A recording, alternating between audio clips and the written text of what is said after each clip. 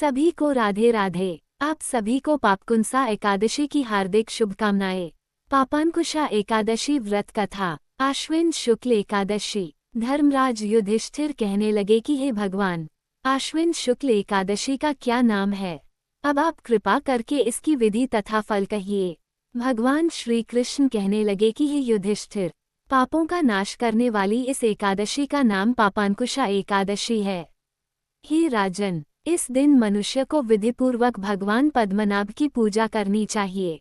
यह एकादशी मनुष्य को मनवांछित फल देकर स्वर्ग को प्राप्त कराने वाली है।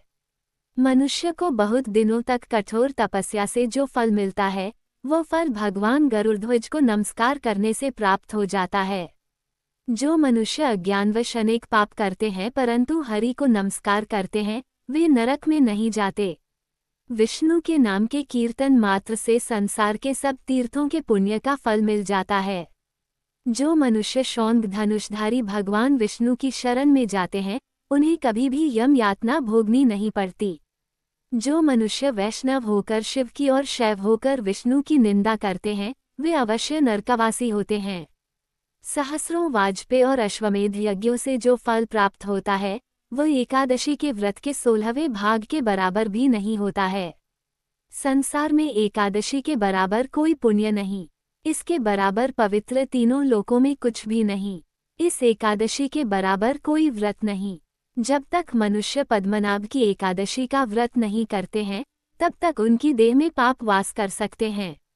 हे राजेंद्र, यह एकादशी स्वर्ग, मोक्ष, आरोग्यता, सुंदर स्त्री तथा अन्न और धन की देने वाली है। एकादशी के व्रत के बराबर गंगा, गया, काशी, कुरुक्षेत्र और पुष्कर भी पुण्यवान नहीं हैं।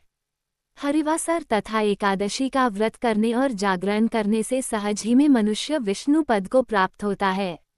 हे युधिष्ठिर, इस व्रत के करने वाले 10 पीढ़ी मातृपक्ष, 10 पीढ़ी पितृपक्ष, 10 पीढ़ी स्त्री पक्ष तथा 10 पीढ़ी मित्र पक्ष का उद्धार कर देते हैं।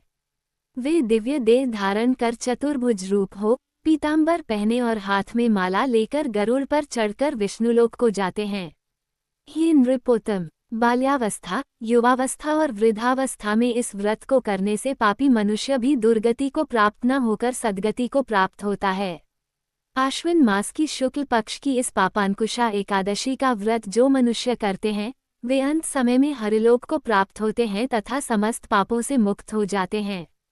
सोना, तिल, भूमि, गौ, अन्न, जल, छत्री तथा जूती दान करने से मनुष्य यमराज को नहीं देखता। जो मनुष्य किसी प्रकार के पुण्य कर्म किए बिना जीवन के दिन व्यतीत करता है, वह लोहार की भट्टी की तरह सांस लेता हुआ निर्जीव के समान ही है।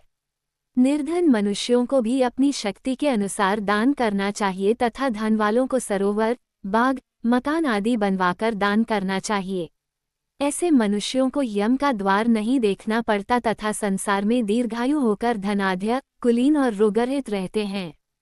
भगवान श्री कृष्ण ने कहा, हे राजन, जो आपने मुझसे पूछा वह सब मैंने आपको बतलाया। अब आपकी और क्या सुनने की इच्छा है? इति शुभम।